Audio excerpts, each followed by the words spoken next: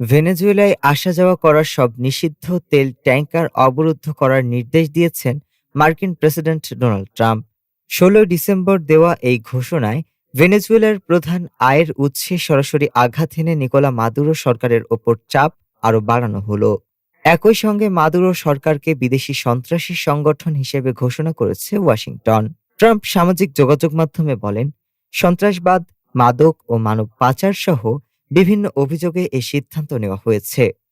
তবে নিষেধাজ্ঞার আওতাভুক্ত ট্যাংকারগুলোর বিরুদ্ধে কিভাবে অবরোধ কার্যকর হবে তা এখনো স্পষ্ট নয়। প্রশাসন ইতোমধ্যে এই অঞ্চলে হাজারো সেনা ও যুদ্ধজাহাজ মোতায়েন করেছে। ভেনেজুয়েলা সরকার এই ঘোষণাকে অসংগত হুমকি বলে প্রত্যাখ্যান করেছে। এর মধ্যেই ঘোষণার প্রভাবে ১৭ ডিসেম্বর এশিয়ার বাজারে তেলের দাম ১% বেশি বেড়েছে। বাজার সংশ্লিষ্টদের মতে, ভেনেজুয়েলার অপরিশোধিত তেল রপ্তানি কমে যাওয়ার আশঙ্কাই মূল্যবৃদ্ধির মূল কারণ।